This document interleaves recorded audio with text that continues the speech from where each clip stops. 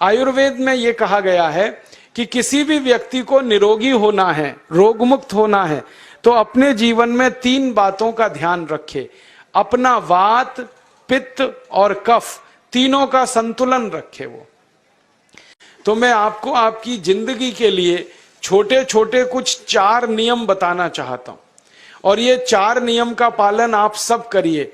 मैं आपको विनम्रतापूर्वक लेकिन विश्वास से कहता हूं कि ये 4 नियम का जो भी पालन करेगा, जिंदगी में बीमारी और रोग उसको कभी आएंगे नहीं। परम पूजनीय स्वामी रामदेव जी खुद 40-45 साल से इन 4 नियमों का पालन करते हैं। आप भी अगर ये पालन करेंगे तो बहुत अच्छा होगा। मैं भी करता हूं मेरे जीवन में। मैं पिछले 15 वर्षों से योग प्राणायाम करता हूं, उसके साथ कुछ नियम मैंने बनाए हैं, वो नियम का पालन करता हूं और वही नियम आपको बताना चाहता हूं। स्वामी जी पालन करते हैं, मैं करता हूं, हमारे लाखों योग शिक्षक करते हैं, और इन नियमों का पालन करने से हमको इतना लाभ हुआ है कि कभी बीमारी आती नहीं। 15 साल से मैंने हर बार मेरा बीपी चेक किया, नॉर्मल है, शुगर नॉर्मल है, ट्राइग्लिसराइड्स नॉर्मल है, कोलेस्ट्रॉल नॉर्मल है। पिछले 15 साल में कभी सर्दी जुकाम भी नहीं हुआ, गला भी नहीं बैठा, कभी हॉस्पिटल नहीं देखा, कभी डॉक्टर के पास नहीं गए, क्योंकि जरूरत नहीं पड़ी। और वो जरूरत नहीं पड़ी क्योंकि हम निरोगी हैं, स्वस्थ हैं।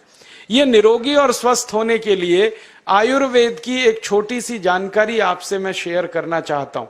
आयुर्वेद में यह कहा गया है कि किसी भी व्यक्ति को निरोगी होना है, रोग मुक्त होना है, तो अपने जीवन में 3 बातों का ध्यान रखे।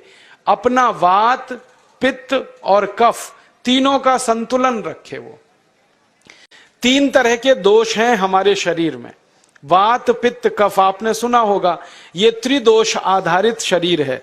जब वात बहुत बिगड़ जाता है तो 80 से ज्यादा रोग आते हैं। जब पित्त बहुत बिगड़ जाता है तो लगभग 46 से 50 रोग आते हैं, और जब कफ बिगड़ जाता है तो 28 रोग आते हैं, और वात, पित्त, कफ तीनों बिगड़ जाएं तो 148 रोग आते हैं। सर्दी, खांसी, जुकाम से लेकर और कैंसर तक जो आखिरी रोग माना जाता है, ये सब वात, पित्त, कफ के बिगड़ने का खेल है। तो इस देश के आयुर्वेद चिकित्सा के सबसे महान लोगों में से कुछ नाम आप जानते हैं, जैसे चरक ऋषि, जैसे सुश्रुत ऋषि। ऐसे एक ऋषि हुए बाघभट्ट। बाघभट्ट ऋषि ने एक पुस्तक लिखी है, उसका नाम है अष्टांग हृदयम, और एक पुस्तक लिखी है, उसका नाम है अष्टांग संग्रहम। इन दोनों पुस्तकों में उन्होंने 7000 नियम बताए हैं। उनमें से 4 बताता हूं, अच्छे लगे तो आज से ही पालन करो और दूसरों को भी बताओ, ताकि कोई भी इन नियमों का पालन करे तो बीमार ही ना पड़े। ये चारों नियम हैं वात, पित्त और कफ को संतुलित रखने के लिए। अब वात, पित्त, कफ तीनों एक साथ आपके संतुलित रहें, तो उसके लिए पहला नियम है खाना खाने के तुरंत बाद पानी नहीं पीना। ये पहला नियम है। आप बोलेंगे ये तो बड़ी मुश्किल बात है, खाना खाते ही पानी पीते हैं हम तो सबके सब, और बिना पानी पिए खाना ही नहीं खाते। कई लोग तो खाने से ज्यादा पानी पीते हैं, खाना कम खाते हैं, पानी ज्यादा पीते हैं। ये खाना खाने के बाद पानी कभी भी नहीं पीना, क्योंकि महर्षि बाघभट्ट कहते हैं भोजनांते विषम वारी, माने भोजन के अंत में पानी पियो तो जहर के पीने के जैसा है। इसलिए वो कहते हैं कभी भी खाने के तुरंत बाद पानी मत पियो। अब आप मुझे पूछोगे क्यों नहीं पिए, कारण बता दो। कारण मैं बताना चाहता हूं सरल भाषा में। हम जब खाना खाते हैं ना, तो पेट में सारा खाना इकट्ठा होता है। पेट में एक स्थान होता है, उसको हम कहते हैं जठर। संस्कृत में, हिंदी में जठर कहते हैं, अंग्रेजी में उसको एपिगैस्ट्रियम कहते हैं, हिंदी में कुछ लोग उसको आमाशय भी कहते हैं। ये जठर छोटा सा स्थान है। आपके पेट में नाभि है ना, उसके लेफ्ट साइड में बाईं तरफ छोटा सा स्थान है। सारा खाना आपका इसी स्थान पर आता है। जो भी आप खाते हो, रोटी, चावल, दाल, सब्जी, दूध, दही, कुछ भी खाओ, सब कुछ जठर में आता है। अब जठर में जैसे ही खाना इकट्ठा होता है तो उसमें आग जलती, और उस आग को कहते हैं जठर अग्नि। मिला के बोल देते हैं जठराग्नि। आप जैसे ही खाना खाते हो, पेट में जठर में अग्नि जलती है, वो अग्नि खाने को पचाती है, और अग्नि खाने को ऐसे ही पचाती है जैसे रसोई घर की अग्नि खाने को पकाती है। आपके रसोई घर में आप अग्नि जलाओ, उसके ऊपर दूध रख दो, दूध में थोड़ा चावल डाल दो, अग्नि जब तक जलती रहेगी खीर तब तक बनती रहेगी। आप घर में अग्नि जलाओ, उसके ऊपर पानी रख दो, उसमें दाल डाल दो, दाल की पकने की क्रिया तब तक चलेगी जब तक अग्नि जलेगी। ऐसे ही पेट में होता है, जैसे ही आपने खाना खाया पेट में अग्नि जलती है, और जब तक अग्नि जलती है तो खाने के पचने की क्रिया चलती है। जैसे रसोई घर में खाना पकाते हैं वैसे ही पेट में भी खाना पकता है, इसी को हम पचने की क्रिया कहते हैं, अंग्रेजी में उसको डाइजेशन कह देते हैं। तो आपने खाना खाया, पेट में अग्नि जल गई, अब वो खाने को हजम करेगी, पचाएगी। अब मुझे एक प्रश्न का उत्तर दो आप, कि जैसे ही आपने खाना खाया पेट में अग्नि जल गई और वो खाने को पचा रही है, तुरंत आपने गट गट गट गट पानी पी लिया, और खूब ठंडा पानी पी लिया, बर्फ मिलाया हुआ पानी पी लिया, फ्रिज का पानी पी लिया। क्या होने वाला है? अग्नि जलेगी कि बुझेगी? अग्नि के ऊपर पानी डालो तो अग्नि और पानी की दोस्ती नहीं है, दुश्मनी है। पानी अग्नि को बुझा देता है। तो आपने खाना खाया, अग्नि जली, पीछे से गटगट पानी पी लिया, अब अग्नि शांत हो गई, अब खाना पचेगा नहीं, तो वो पेट में पड़ा पड़ा सड़ेगा, और सड़ा हुआ खाना 100 से ज्यादा विष पैदा करेगा, और वो 100 विष आपकी जिंदगी को नरक बना देंगे, और जिंदगी भर आप बीमार पड़े रहेंगे। आपको मालूम है, कई लोग कहते हैं मुझे पेट में बहुत गैस बनती है। ये गैस उन्हीं को बनती है जिनका खाना हजम नहीं होता। कोई लोग कहते हैं कि मुझे पेट में जलन होती है, ये जलन उन्हीं को होती है जिनका खाना पचता नहीं। कोई कहते हैं कि मेरे पेट में एकदम गुम हो जाता है, फूल जाता है, ये सब वो लक्षण हैं जब खाना पचता नहीं। तो खाना पचेगा नहीं तो सड़ेगा, सड़ेगा तो विष पैदा करेगा, और वो विष आपको बीमार करेंगे। इसलिए महर्षि भागवत ने कहा, खाना खाते ही पानी मत पियो। समझ में आया? फिर आप बोलोगे कितनी देर तक नहीं पिए? कम से कम 1 घंटे तक। 1 घंटे बाद पानी पियो। आप बोलोगे जी 1 घंटा क्यों? ये जो अग्नि जलने की क्रिया है ये लगभग 1 घंटे तक ही चलती है पेट में, उसके बाद अग्नि अपने आप शांत हो जाती है, उसके बाद पानी पी लो। तो खाना अगर 10 बजे खाया तो 11 बजे पानी पियो, 11 बजे खाया तो 12 बजे पियो, 12 बजे खाया तो 1 बजे पियो, 1 घंटे बाद पानी पियो। अब आपके मन में यह सवाल आ सकता है कि खाना खाने के पहले पी लें क्या? हाँ पी लो, 40 मिनट पहले पेट भर के पानी पी लो। 10 बजे खाना खाना है, 9:20 पे खूब पानी पी लो, जितना पी सकते हो। 11 बजे खाना खाना है, 10:20 पे पी लो, खूब पानी पी लो, 40 मिनट पहले। आप और एक सवाल पूछ सकते हो कि अच्छा ठीक है, खाने के बाद पानी तो नहीं पिएंगे, कुछ और पी सकते हैं क्या पानी को छोड़कर? तो उसके लिए भागवत जी कहते हैं कि खाने के तुरंत बाद अगर पीना है तो दही की लस्सी पियो, मट्ठा। खाने के बाद अगर तुरंत पीना है तो फलों का रस पियो, गन्ने का रस पी लो, संतरे का रस पी लो, मौसमी का रस पी लो, अनार का रस पी लो। अब आप कहोगे ये सब महंगी महंगी चीजें बता रहे हैं, गन्ने का रस, संतरे का रस, अनार का रस, पैसे तो है नहीं। तो सबसे सस्ता रस है नींबू का ही रस पी लो, शिकंजी बना के पी लो, वो तो सबसे सस्ता है। तो खाना खाने के बाद या तो दही की लस्सी पियो या रस पियो। और एक तीसरी चीज है, दूध पी सकते। तो खाने के तुरंत बाद पीना है तो दही की लस्सी या मट्ठा, खाने के तुरंत बाद पीना है तो कोई फल का रस, खाने के तुरंत बाद पीना है तो दूध। पानी 1 घंटे बाद पियो। और अगर एक बात ध्यान रखो तो अच्छा है कि सवेरे खाना खाते हैं जिसको हम ब्रेकफास्ट कहते हैं, नाश्ता, तो फलों का रस पीना अच्छा, दोपहर को खाना खाएं तो लस्सी और मट्ठा पीना अच्छा, और रात का खाना खाएं तो दूध पीना अच्छा। जो लोग इस नियम का पालन कर सकते हैं, जिंदगी में कभी भी 80 रोग उनको नहीं हो सकते। वात पित्त कफ तीनों ही इस एक छोटे से नियम से संतुलित रहते हैं। तो ये पहला नियम मैंने आपसे कहा। दूसरा नियम एक और है, और वो नियम ये है कि पानी कभी भी पियो, घूट घूट भर के पियो। जैसे गरम चाय पीते हैं, गरम कॉफी पीते हैं, गरम दूध पीते हैं, एक एक घूट भर के, एक एक सिप करके, ऐसे ही पानी पीने की आदत डालो। ये मुंह में एक बार गिलास लगा लिया, गटागट उसको खाली कर दिया, ये तरीका गड़बड़ है। एक घूट पानी, 2 घूट पानी एक बार में उतना ही पियो। आप बोलोगे ये क्या चक्कर है?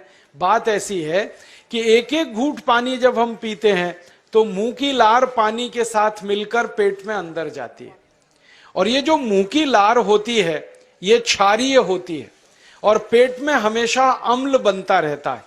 तो एक घूट पानी पिया, मुंह की लार इसके साथ अंदर गई, 2 घूट पिया और ज्यादा गई, बार बार लार अंदर जाएगी तो क्षार पदार्थ पेट के अम्ल के साथ मिलेगा। पेट में अम्ल बनता है, मुंह में लार क्षारीय होती है। तो ये क्षार को अम्ल में मिला दिया जाए और ये अच्छे तरीके से मिलकर पेट में जाए तो कभी भी कोई व्यक्ति के पेट को अम्लता नहीं होती, एसिडिटी नहीं होती। और पेट में अम्लता नहीं होती तो रक्त में अम्लता नहीं होती, और जिनके रक्त में अम्लता नहीं होती उनकी जिंदगी में कभी भी वात पित्त कफ के असंतुलन की स्थिति पैदा नहीं होती। इसलिए पानी घूट घूट करके पीना। मैं आपको एक छोटा सा मेरा ऑब्जर्वेशन बताता हूं, परीक्षण। आप भारत देश में या दुनिया में कहीं भी जाओ, मनुष्य को छोड़कर पशु पक्षियों को देखना शुरू करो, वो पानी कैसे पीते। किसी चिड़िया को पानी पीते हुए देखो, किसी पक्षी को पानी पीते हुए देखो, वो चोंच के एक बूंद ही के बराबर ही पानी उठाता है। एक बार में एक बूंद पानी लेगा, फिर थोड़ी देर चोंच चलाएगा, फिर पिएगा, फिर दूसरी बूंद लेगा, फिर चोंच चलाएगा, फिर पिएगा, फिर तीसरी बूंद। एक एक बूंद पक्षी पानी पीता है। कुत्ते को पानी पीते हुए देखो, चाट चाट के पानी पीता है। शेर को पानी पीते हुए देखो, चाट चाट के पानी पीता है। जितने जानवर चाट कर पानी पीते हैं, जितने पक्षी एक एक घूंट पानी पीते हैं, किसी भी पक्षी और किसी भी जानवर को डायबिटीज नहीं है, किसी को अर्थराइटिस नहीं है, कोई पक्षी ओवरवेट नहीं है, कोई पशु ओवरवेट नहीं है। वो सब स्लिम और ट्रिम हैं, क्योंकि वो इतने होशियार हैं कि पानी चाट के पीते हैं या घूट घूट करके पीते। अब मुझे ये हैरानी होती है कि ये पशु पक्षियों को कौन सिखाता है? वो अपने जन्म से ये ज्ञान सीख के आते। उनका कोई गुरु नहीं है, उनका कोई विद्यालय नहीं है, उनके कोई प्रशिक्षण शिविर नहीं लगते, फिर भी उनको इतनी अकल है कि पानी घूट घूट पीना। और हम ये मनुष्य जिनके इतने गुरु, इतने विद्यालय, इतने कॉलेज, सीखने वाले, सिखाने वाले, और हम मूर्खों के मूर्ख गटागट गटागट पानी पीते रहते। तो पानी पीने का तरीका बदल दो, घूट घूट भर के पानी पियो। ये दूसरा नियम है। तीसरा नियम है कि जिंदगी में कितनी भी प्यास लगे, ठंडा पानी कभी मत पियो। बर्फ डाला हुआ पानी, फ्रिज में रखा हुआ पानी, वाटर कूलर का पानी जिसका तापमान बहुत कम है, ये कभी मत पीना। क्यों? क्योंकि शरीर आपका गर्म है और पानी ठंडा है। अब होता क्या है वो मैं समझाता हूं सरल भाषा में। पेट तो गर्म है, अब इसमें ठंडा पानी डाल दिया आपने, तो अंदर झगड़ा होता है। और झगड़ा क्या होता है? या तो पानी पेट को ठंडा करेगा या पेट पानी को गर्म करेगा। अगर पानी ने पेट को ठंडा कर दिया तो पेट के ठंडा होते ही हृदय ठंडा होता है, हृदय के ठंडा होते ही मस्तिष्क ठंडा होता है, मस्तिष्क के ठंडा होते ही आदमी ठंडा होता है, और आदमी ठंडा होते ही राम नाम सत्य होती है। आपको मालूम है, जब शरीर ठंडा पड़ जाता है तो घर में भी नहीं रखते, निकाल के बाहर सड़क पर रख देते। जो घर आपने बनाया अपनी मेहनत से, शरीर के ठंडा पड़ते ही निकाल बाहर करते हैं उस घर में से, और फिर चिल्लाने लगते हैं, लेके जाओ, जल्दी लेके जाओ, इसको जला के आओ। माने ठंडे शरीर की इज्जत नहीं है। तो ठंडा पानी क्यों पी रहे हो भाई? बंद कर दो। कोई जानवर ठंडा पानी नहीं पीता, कोई पक्षी नहीं पीता। तो आप ये ठंडा पानी पीना बंद करो, सादा पानी पीना शुरू करो। और गर्मी के दिनों में बहुत अगर आपको तकलीफ है तो मिट्टी के घड़े का पानी पी लेना, फ्रिज का और बर्फ का नहीं पीना। ये तीसरा नियम है। और चौथा और आखिरी नियम है कि आप सवेरे ही सवेरे जब सोकर उठते हो तो सबसे पहले पानी पियो। जैसे ही आपकी आंख खुल गई तो पहले 2-3 गिलास पानी पी लो, उसके बाद आप टॉयलेट में जाओ। उठते ही पानी पियोगे तो 2 फायदे हैं। पहला फायदा यह है कि पानी पेट में जाकर बड़ी आंत को साफ करता है, और जैसे ही बड़ी आंत की सफाई होगी पेट पे दबाव पड़ेगा और आप संडास घर में जाएंगे, 2-3 मिनट में पेट आपका साफ हो जाएगा। जिनका पेट सुबह एक बार में साफ हो जाता है उनकी जिंदगी में कभी रोग नहीं आता। इसलिए सुबह सुबह उठते ही पेट साफ होना जरूरी है। और उठते ही पानी पियोगे तो मुंह की जो लार है वो पानी के साथ मिलकर अंदर जाएगी। सुबह पेट में एसिड की मात्रा ज्यादा होती है, इसलिए लार का पेट में जाना बहुत जरूरी है। इसलिए सुबह उठते ही पानी पीना बहुत जरूरी है। ये 4 नियम हैं आयुर्वेद के। पहला नियम, खाना खाने के 1 घंटे बाद पानी पीना। दूसरा नियम, पानी को हमेशा घूट घूट भर के पीना। तीसरा नियम, कभी भी जिंदगी में ठंडा पानी नहीं पीना। और चौथा और आखिरी नियम, सवेरे उठते ही सबसे पहले पानी पीना। 4 नियमों का पालन जो भी अपने जीवन में कर सकता है वो वात पित्त कफ तीनों को संतुलित रख सकता है। और जिसका वात पित्त कफ संतुलित है उसके जीवन में बीमारी नहीं आती है। और जो बीमार नहीं पड़ते हैं वो स्वस्थ और तंदुरुस्त और सुखी रहते हैं। उनकी जिंदगी का खर्चा कम होता है और देश का भी बहुत सारा पैसा बचता है। आपको शायद मालूम है या नहीं, 1 साल में हम जब बीमार पड़ जाते हैं भारतवासी तो साल का करीब 6 लाख करोड़ रुपया हमारा खर्च हो जाता है उन बीमारियों का इलाज करने में। इसलिए इतना पैसा फालतू में हम खर्च करें हर साल 6 लाख करोड़, ये बहुत बड़ी रकम है। इससे बेहतर यह है कि हम बीमार ही नहीं पड़ें और स्वस्थ रहें, सुखी रहें। और ये 6 लाख करोड़ का जो खर्चा हम करते हैं बीमार पड़ने पर, अक्सर ये एलोपैथी की दवाएं खाने में खर्च होता है। और जो एलोपैथी की दवाएं हम खा रहे हैं जैसे paracetamol, Baralgan, butazone, oxyphenbutazone, aspirin, Disprin, Novalgin, ये सब ऐसी खराब दवाएं हैं जो दुनिया के देशों में 20 साल पहले बंद हो चुकी हैं, भारत में धड़ल्ले से बिक रही हैं और हमको बीमारियों से ज्यादा गंभीर बीमारियों में फंसा रही। ज्यादातर दवाएं जो आप खाते हो वो किडनी खराब कर देती हैं, लीवर खराब कर देती हैं, आंतों में घाव कर देती हैं, विकलांगता आ जाती है, पैरालिसिस हो जाता है, ब्रेन हेमरेज हो जाता है, हार्ट अटैक आ जाता है। दुनिया में लगभग इस समय 84,000 दवाएं बिकती हैं और आपको सुनकर हैरानी होगी उनमें से मात्र 117 दवाएं हैं जो काम की हैं, बाकी सब बेकार की दवाएं हैं। उन बेकार की दवाओं को खाकर हम 6 लाख करोड़ खर्च करते हैं। ये बहुत दुख और अफसोस की बात है। और ये 6 लाख करोड़ का खर्चा समाज के वो लोग करते हैं जिनको जिंदगी में हर समय अपना आर्थिक स्थिति को देख के चलना पड़ता है, जिनकी आमदनी बहुत नहीं है, जिनके घर में आमदनी के बहुत ज्यादा साधन नहीं है, उनको ये पैसा खर्च करना पड़ता है। तो कई बार क्या होता है, किसी का घर बिक जाता है, किसी का खेत बिक जाता है, किसी के घर के गहने गिरवी रख जाते हैं, किसी को कर्ज लेना पड़ जाता है, किसी को कर्ज लेकर दोबारा कर्ज लेना पड़ जाता है। मैंने इस हिंदुस्तान में पिछले 15 साल के प्रवास में देखा कि गांव-गांव के गरीब किसान कर्ज ले लेकर ये महंगी दवाएं खाकर इलाज करते हैं, डॉक्टरों को पैसा देते हैं, दवा कंपनियों को देते हैं, और वो पैसा फिर इस देश में से दूसरे देश में चला जाता है, क्योंकि अक्सर ये दवाएं बनाने वाली कंपनियां विदेशी होती। तो हम 6 लाख करोड़ खर्च करें अपने खून पसीने की कमाई का, उससे अच्छा ये है बीमार ही ना पड़े, दवा खाने की जरूरत ही ना पड़े, तो हम सुखी रहें, स्वस्थ रहें। तो योग प्राणायाम करें, 4 नियमों का जीवन में पालन करें, बहुत आसान है आपके लिए।